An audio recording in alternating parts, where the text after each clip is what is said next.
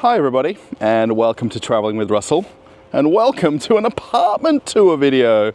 I'm out in Moscow region today, and I've got a chance to come and show you a Russian typical studio apartment. Now these aren't particularly big, but they're perfect for someone who lives alone, maybe even myself. I think I could live here, and it will be interesting to have a look at what a Russian studio apartment looks like here in Moscow region. Firstly, I'm going to show you around a little bit, and then we're going to head on inside and check it out. The apartment we're going to go look at is in the building right in front of us, building number 12, and the apartment is up on the 9th floor, so it's the top floor apartment, and hopefully there's some views of the neighboring territory. There is actually quite a few similar looking buildings nearby. There's lots of street side parking. There is actually a few different supermarkets in this building. Actually, there's one right on the corner here, but the entrance is around the side. That's really nice. There's also the local school as well right here. Generally, when they build micro districts like this, they'll always put kindergartens or primary schools in at the same time. And then there's a shopping center at the end of the street. Now it's about a 5-minute walk from here. You can see quite a few people walking the same footpath up and down. Where we are is a place called Lopatino, and this is in the southeast of Moscow. The nearest transport is actually at the corner of the building. You can take a bus to the nearest metro station. Takes around about 20 minutes, and you can head on off into Moscow from there. My friend has a funny name for Lopatino. He likes to call it Portofino to make it sound even more fancier. However, this is a very typical micro district here in Moscow region, and all throughout Russia they have these new build areas that are popping up, and we're going to go and have a look at the studio apartment inside. The actual building itself has a mixture of apartments that are studio size, which is essentially one room, or there is also 2-room and 3-room apartments as well. There's a barber shop right here on the corner in the same building. There is also a ladies salon. Across the street there is a vet clinic for your pets. There is another salon in the next building. They're very popular in Russia, and they're generally in all apartment buildings. This actual apartment we're going to go and see is actually for rent, and I've got a chance to have a look around and see what it's like. It's not so simple just to go and knock on people's doors and ask them, can I do apartment tours? I'd love to do more of them on the channel, so if you are a subscriber and perhaps you live somewhere in Moscow and you're willing to open your door to me, I can happily come and make a Russian typical apartment tour. No matter how big or small it is, I want to show as much normal life here in Russia. If you're not aware who I am, I'm actually an Australian who lives here, and I make videos on YouTube. There is a playlist of other apartment tours if you want to check that out. It might be interesting for you. And I show as much as I can the normal life here in Russia. Of course, we're in late November now, so the weather isn't the best. It's a little bit overcast today. The actual bus stop to go to the metro is right here. There's almost always a bus parked there, no matter when you're here. I've been to this region a few times before, and actually I took the bus here to come today, and I'll catch that same bus back at the end of the video. There is another district on the other side of the road you can see off in the distance. I'm pretty sure it might be the same developer who did this whole region, so it's pretty well developed. I would say probably about 90% full in terms of all of the apartments are sold and people live in them or own them or rent them out. We saw in all of the buildings there's a ladies' beauty salon and place to get manicures and pedicures. And if the men are worried what they're going to do when they've got a few minutes spare, right next to the entrance is actually a beer shop. so you don't have to go far if you're thirsty. Now these are actually dotted around in a lot of buildings where I live. We have one in our building as well, so they're not uncommon. You don't have to walk the 3 or 4 minutes to the supermarket to get beer when it's right next to your entrance. And we need to go in entrance number 2. So I'm going to grab my keys that I was given and get on inside. It's given the keys to come in. However, there is actually a passcode. You do normally get a magnetic button here that can open the door as well, but we're going to use the manual code. I think it was never changed. Open. So let's go. I would say probably from the time this place was built, they never changed the code. And I think you can get into most places with the same number. You've got the letterboxes here, and then there is actually a ramp. However, very typical in Russia, they've got the wheelchair or pram ramp, which is normally quite steep, but this is very normal and typical. So there is actually all of the information for the building and the management and things like that if you need to contact somebody. And then we're going to take the elevator and head on upstairs. We need to go to level 9, which is the top floor, and the penthouse, as I like to call them when it's the top floor. They always have a nice big mirror so you can make sure you look good before you leave the house. I think this is for all the ladies. The men, I don't think we stare at ourselves in the elevators, do we? Coming out of the elevator on level 9, there is a few neighbors. So there's a few doors to the neighbor's apartment. We're going to go see 101 right here. I've actually put the keys in the lock to open it already. This is the panel for the electricity and internet. And there's a couple more neighbors over there as well. And being that it's the top floor, that's the roof right there. Let's head on inside.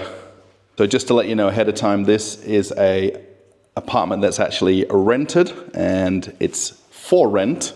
So somebody is currently living here right now. So if you see lots of people's things, it's because they are living here. They're not home today. I've just got the keys temporarily. It's the right thing to do to take your shoes off coming inside. I'll just close the door behind me so it keeps the place nice and warm. Now, being that this is a studio apartment, it's basically one room. And depending on where you live, it might be called a studio, might be called a bedsit, and it has everything you need. It's actually nice and warm in here. There's radiators on the wall, and there is tiled floor on the entry, and then wood flooring as well. So it's very nice. Now, I didn't come in here ahead of time. I literally just opened the door before I started filming and then came on in. So what's here is the person who lives here. Now, this is actually a sofa bed, but they have it folded out as a bed. You can obviously fold it back again. And being that it's one room, generally you'll have a sofa bed of some kind or a normal bed. They have their clothes right there on the rail. Little cupboard, TV. And then the central heating for the building is definitely on because it's winter. It's nice and warm actually in here walking in. And generally, when it's warm like this, you actually have the window open just to let a bit of fresh air in. You can see that view down to where the bus stop is just there as well. And then across to the next building. So you can see some of the other apartments from here. And then the studio as it is. So the total area of this is 20 square meters. And basically the bathroom and then the kitchen and living area. There's a nice desk or kitchen table, however you want to word it. And then the kitchen area, very tiny fridge. It's like a miniature fridge, but there's definitely space for something a little bit larger there if you wanted to. Now, in one of my previous videos, somebody said I didn't show the hot plate where you actually can cook. There's an electric 2-burner hot plate right there. So there is hot plates installed in all apartments. And people always question me about how do you dry your clothes? And everybody has these clothes horses. Or is it a clothes hoist? Somebody let me know. So that's how you do it, because in Russia you don't have tumble dryers or clothes dryers. Now, just walking back towards the entrance, so always in Russian apartments there's somewhere for all your shoes. So your normal outdoor shoes, and then you'll see probably on the bottom there the indoor slippers. The mirror for the mandatory check as you leave. There is also Wi-Fi here as well. This is the main breaker board. And then Wi-Fi would be connected. You generally pay whatever the local provider is. And then the bathroom. There's a switch here. So being that it's a studio, the apartment is a little bit smaller than maybe some larger apartments in this building. However, you've got the washing machine right there, the toilet, and then the bath and shower. And actually over here is where the hot and cold water and the pipes come into the apartment.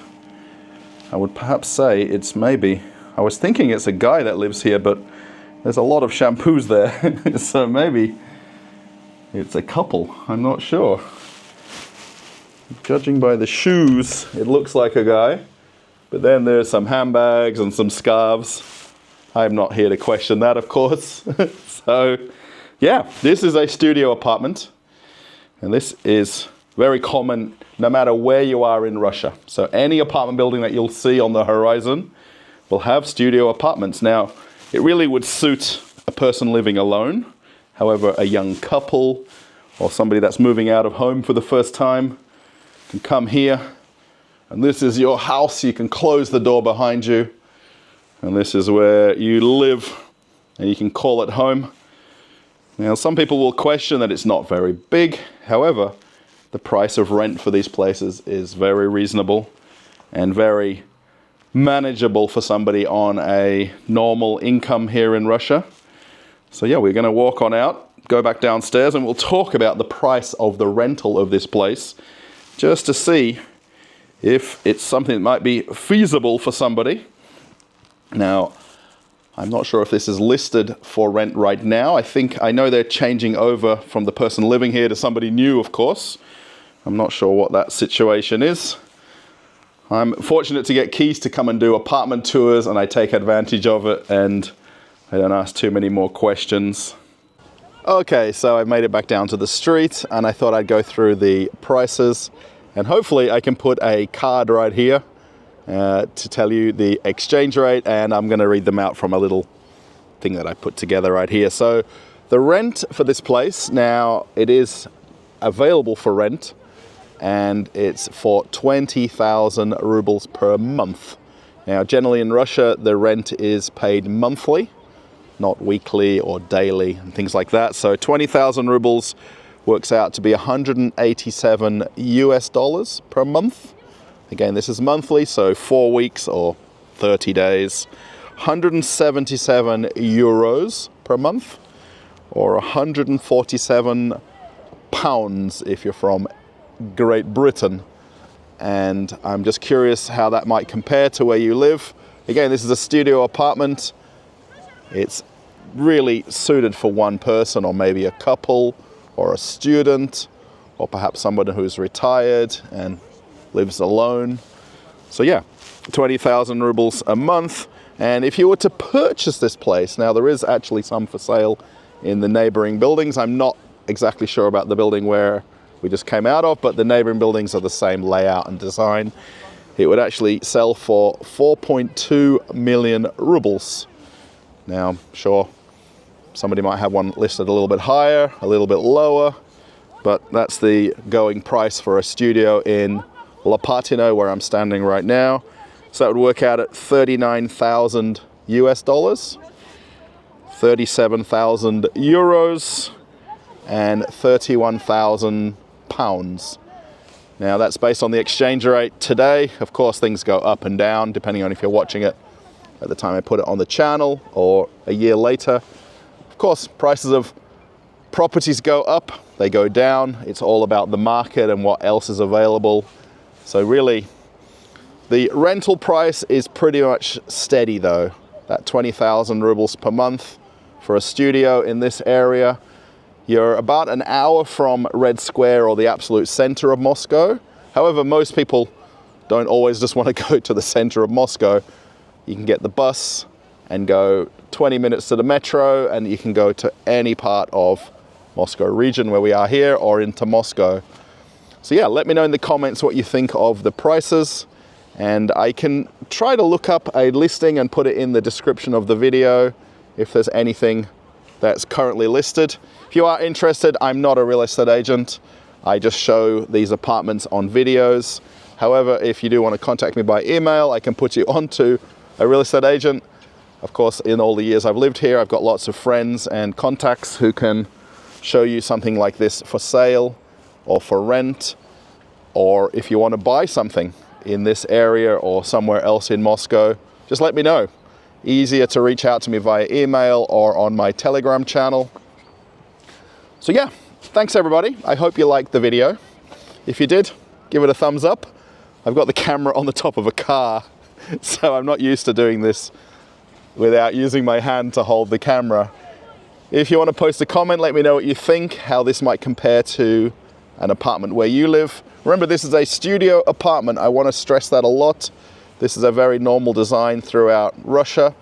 Even in Australia, we've got studio or one-room apartments like this. It's not uncommon. However, perhaps the price or the style of it might be different. So let me know in the comments. If you want to follow me on Telegram, there's a link right here. It's going to come up right now. And then if I've got room, there'll be a card to another apartment tour. So if you're new to the channel, you can check out that right after this one. I'm going to go and get some lunch because I'm a little bit hungry, and go and warm up. And I'm off on another adventure. Bye.